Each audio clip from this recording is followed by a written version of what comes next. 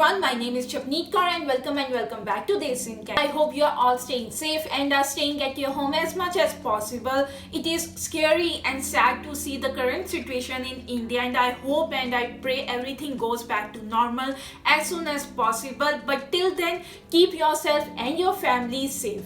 And in this video, we will talk about Prince Edward Island, which is the smallest province in Canada. We will talk about the studying option in Prince Edward Island. We will talk about the university and college options for the students in Prince Edward Island. And then we will move forward to what are your options that after you study from Prince Edward Island, how you will get permanent residency in Canada. We will discuss about the options of PR in Prince Edward Island, and then we will move forward to the pros and cons of living in Prince Edward Island, which will help you to make your decision whether you want to come to Canada to pursue your studies and possibly get permanent residency and settle in Prince Edward Island. So without any further ado, let's start our video. And this video will be very short, so don't skip this video because this video will be very informative. And please hit the like button. That if you want to go to university in the Prince Edward Island, you can go to University of Prince Edward Island, UPEI, and it was founded in 1969,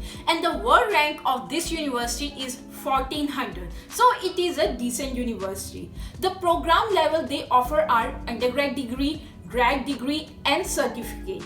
If you are looking to apply to either undergrad or grad degree, that is you want to do masters in Canada, the programs option they have are in you can apply in either arts, business, science, education, sustainable energy, nursing. But I will be totally honest and completely transparent with you guys. I feel and what I have come across is that they don't offer many engineering programs in undergrad and master's degree. For example, if you want to do engineering, either undergrad or master's, you will apply through science department. And under science department, under undergrad degree, they offer computer science engineering and analytics. They don't have wide variety of programs to select. For example, you want to do mechanical engineering or electrical engineering or civil engineering. There are not many options with this university. But if you are looking to do degree in either business, nursing or any other education degree, this is good option because they have more options and more programs related to business, arts, nursing, education than engineering courses. So if you are planning to do degree under these programs, you should really consider this university. But if you are looking to do something with engineering, I will still suggest you that you should go through their website. Maybe something interests you. Maybe you want to do bachelor's in chemistry, biology or any other undergrad or master's degree. You should look at their website and you should go through. Maybe something might interest, and I will link the website in the description box. Now let's move forward to their IELTS requirement. If you want to do undergrad in this degree, you need overall 6.5, and in writing you need 6.5, and other modules you can have 6.0 or higher. So for writing they are very strict. They need at least 6.5 in writing, and overall they need 6.5. So if you want to do grad studies or masters, you need 7 score in writing, and in other module you should not have your score less than 6.5. So they are very strict when it comes to the writing module of the IELTS section. So this university is a good and a decent option if you are planning to do degree in Canada. Now if you are coming to Canada to do diploma, you have the option to do diploma from Holland College in Prince Edward Island. There are other colleges as well in Prince Edward Island, but this is a very good college, that is Holland College. And as opposed to what I felt that the university in Prince Edward Island doesn't offer that many programs, this college does offer a variety of programs. Whether you want to do diploma in business, health science, IT, computers, engineering, tourism or any other diploma,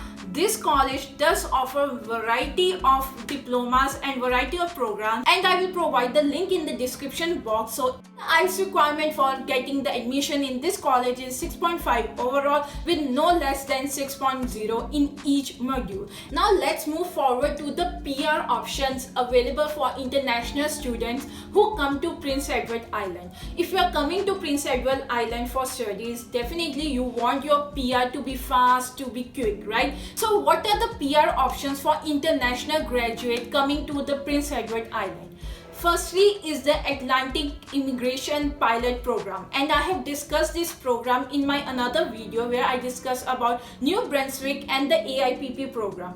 AIPP program is same for all the Atlantic province. Their eligibility, their criteria is same for all the province. So do check that video out if you are considering Prince Edward Island. AIPP is a very good option, and the processing time as written on their website, that is as written on the CIC website, is 6 months, that you can become PR in 6 months. But again, in times like these, in times of pandemic, processing time will vary. But your first option to become permanent residents, if you are coming to Prince Edward Island, which is one of the Atlantic province of Canada, is going through AIPP, International Student Program. And the second option is the International Graduate Stream of Prince Edward Island Provisional Nominee Program, that is PEI PNP. So you can apply through Provisional Nominee Program. Now let's move forward to what are the eligibility requirements, how you can apply through the PNP stream of Prince Edward Island. Firstly, you need to be graduated from any university or college from the Prince Edward Island. So if you have studied from any other province of Canada, and if you want to come and apply for PNP in PEI, you are not eligible. You should have been graduated from PEI, that is Prince Edward Island. Second, you should have an open work permit. And the third is that you should have a full-time job or a permanent job or a minimum 2-year job. They don't specify which job you should have. Maybe it's related to your course or not, but you should have a permanent job. Keep in mind that your job should not be seasonal or a contract job. You should have a permanent job, a full-time job, and if you don't have a permanent job, your job should be of 2 years, like minimum 2 years you will work with that employer. And the fourth condition is that you should have sufficient financial resources. So they don't specify how much money you should have in your bank account, but you should have sufficient financial resources. And the last one is that you should show a genuine intention to stay in Prince Edward Island.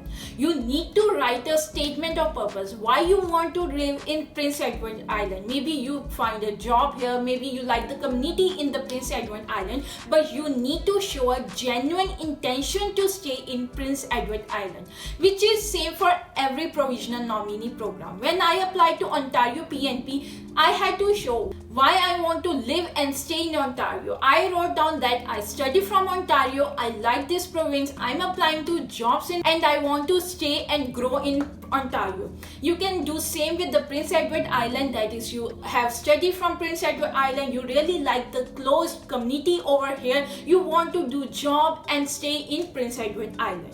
So these were the eligibility requirements. If you are eligible and you satisfy all these requirements, you can apply for the Prince Edward Island Provisional Nominee Program. So these were the top 2 PR options for international students who have studied from Prince Edward Island. There are many other options to get permanent residency in Prince Edward Island as well. Maybe you are a business owner who want to set up their business in Prince Edward Island, or you are a foreign national who found a job in Prince Edward Island. So these are other options that how you can become permanent resident in Prince Edward Island. But if you are an international student, things are easier for you because you have studied in Prince Edward Island and they want you to stay and help in development of that province. Now let's discuss about why people say that it's easy to get PR in Prince Edward Island. And it is true. It is easier to get PR in Prince Edward Island than other provinces like Ontario, Alberta or British Columbia. Why it is so? Firstly, there are not many applicants who apply for PNP in Prince Edward Island. It's a small province, it's a small community. Many people want to go to other provinces like Ontario, Alberta, Nova Scotia, Manitoba. There are many other options in Canada which have more easier options like Saskatchewan, Nova Scotia, New Brunswick, which are more developed than Prince Edward Island. So many students don't opt for this option of getting PNP through Prince Edward Island. And second, the eligibility requirements for PNP or PR is not very strict or not very tough in Prince Edward Island. They don't specify that you should have a very high score in IELTS, or you should have huge amounts sitting in your bank to show that you are financially independent to apply for PNP, or you should have job in this specific field or that specific field. So their requirements are not very tough. That's why it's easier to get PNP and hence PR in Prince Edward Island. But what are the pros and cons of living in Prince Edward Island? It's not just like you will come here, study and get PR. There are many other factors which you have to look into to decide whether you want to come to study in Prince Edward Island. As an international student, you will be paying a lot of money to come to study in Canada. So the first pro or first advantage of living in Prince Edward Island is the living cost. It's a small province, so the living cost is not very high as compared to the other major provinces like Ontario, British Columbia, Alberta. Prince Edward Island is actually cheaper to live, so your living cost will not be very high in Prince Edward Island, so the living cost will be cheaper when you will live and study in Prince Edward Island. Second is the beautiful landscape. Prince Edward Island is an amazing and a beautiful province. It has lot of greenery, nature and everything. Tourism is very high when it is summer season. As I have told you earlier that Prince Edward Island is the smallest province of Canada. So it's a small town and everybody knows each other. It's a very close-knit community, which also means that you will not be spending your lot of time in transportation to your college, to your university or to your job. And because community is so tight together, you will feel like a home. You will know many students, you will know many other people over there. But let's move forward to the cons, that is disadvantages of living in Prince Edward Island. Number one and the biggest disadvantage of living in Prince Edward Island is the job. That is part-time or full-time job. It will be very difficult for you to find either part-time or full-time job. And I will not sugarcoat anything because it's a small province, small community. Finding job would be very difficult for you. Even finding job at New Brunswick or Saskatchewan or Manitoba is easier than Prince Edward Island. So if you are making your decision to come to Prince Edward Island for its studies, make the decision wisely. Keep this thing in mind. I'm not saying that it's impossible to find job in Prince Edward Island. Definitely they want to develop and grow that province. They will provide jobs. People are living over there, but it's hard. It's not very easy. It's not like in 1 month you will get a part-time job. It will take time. You need to show patience. So keep this thing in mind. Second disadvantage is the weather. So weather conditions are not very nice at Prince Edward Island. Though you will be able to see all the 4 seasons in Prince Edward Island, but winters are little bit harsh than other provinces like Ontario or British Columbia, which also means that you might not get lot of jobs in winter. Your jobs might be seasonal, that is in summer or spring season or fall season you will get job, and maybe in winter you won't get that much job. That province rely a lot on tourism. As I told you, it has beautiful landscape, so that province rely on tourism, and tourism is mostly during summer seasons when weather is clear and sky is blue. So winters are very quiet, winters are very dull over there. And the third disadvantage is language. So many people over there speak French with English. Not everyone speak French. They speak both French and English. So it might become difficult for you if you don't know French. It might become difficult for you to communicate, and these are the disadvantages you should keep in mind while making your decision to study and live in Prince Edward Island.